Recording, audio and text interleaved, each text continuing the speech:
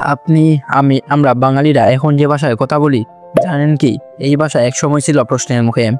আমরা যে ভাষায় মাকে ডাকি সেই ভাষাকে বলা হয়েছিল অবৈধ। আপনাদের মতো আমারও প্রশ্ন, কেন আমাদের ভাইদেরকে রাস্তায় নেমে আসতে হয়েছিল ভাষার জন্য? চলুন একসাথে উদ্ধার করি সেই রহস্য।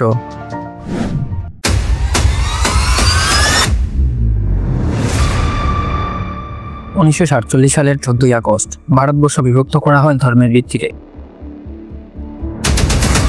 জন্ম নিল পাকিস্তান, কিন্তু এই দেশের দুটি অংশে বিভক্ত, পশ্চিম পাকিস্তান আর প্রায় 1200 মাইল দূরে পূর্ব পাকিস্তান, যেটি আমাদের পূর্ব বাংলা। এই নতুন রাষ্ট্রের প্রায় 57% মানুষই বাংলায় কথা বলে, কিন্তু পশ্চিম পাকিস্তানের সরকার সিদ্ধান্ত নেয় রাষ্ট্রভাষা হবে একমাত্র উর্দু। 1948 সালের 23শে ফেব্রুয়ারি কুমিল্লা জেলার একজন আইনজীবী ও পাকিস্তান গণপরিষদের একজন সদস্য ধীরেন্দ্রনাথ দত্ত প্রস্তাব আনেন বাংলাকে রাষ্ট্রভাষার মর্যাদা দেওয়ার জন্য, কিন্তু এই প্রস্তাবকে সরাসরি বাতিল করে দেয় পশ্চিম পাকিস্তানের শাসক গোষ্ঠী। এই সিদ্ধান্তের বিরুদ্ধে রুখে দাঁড়ায় ছাত্র সমাজ।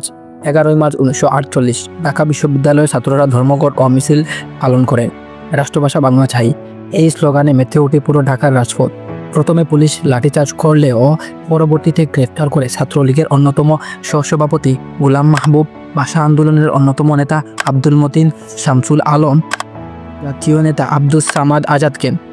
এর ফলে গর্জে ওঠে ছাত্র সমাজ। আন্দোলনের আগুন ছড়িয়ে পড়ে পুরো পূর্ব বাংলায়।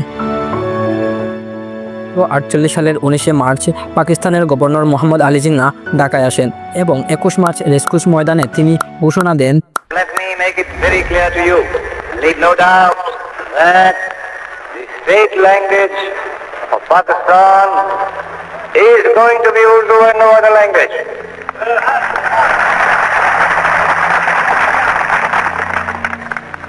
And anyone who tries to mislead you is really the enemy of Pakistan. Without state language, no nation can remain tied up solidly together and trust. Look at the history. Every government has got to have some state language. Therefore, so far as the state language is concerned, Pakistan's state language shall be Urdu.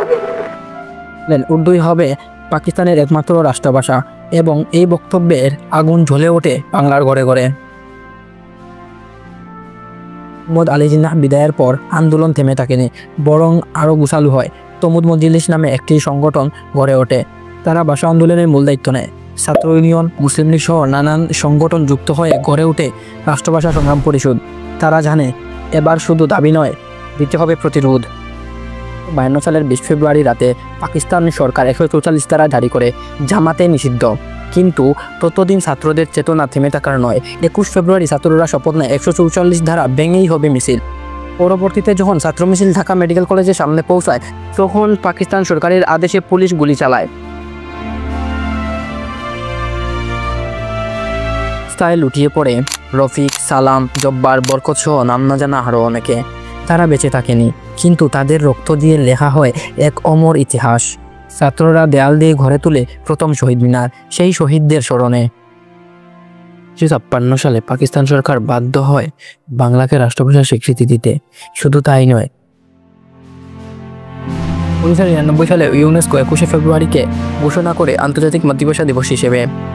বিশ্ববাসী জানল একমাত্র বাঙালি একটি জাতি যারা ভাষার জন্য রক্ত দিয়েছে। এটাই আমাদের গর্ব, আমাদের পরিচয়। ভাষা শুধু যোগাযোগের মাধ্যম নয়, ভাষা হলো বাঙালির আত্মার সুর। যে জাতি তার ভাষাকে ভালোবাসে সেই জাতিই পারে নিজের পরিচয় টিকিয়ে রাখতে, আর আমরাই সেই জাতি যারা ভাষার জন্য প্রাণ দিয়েছি। তাই তো বলি,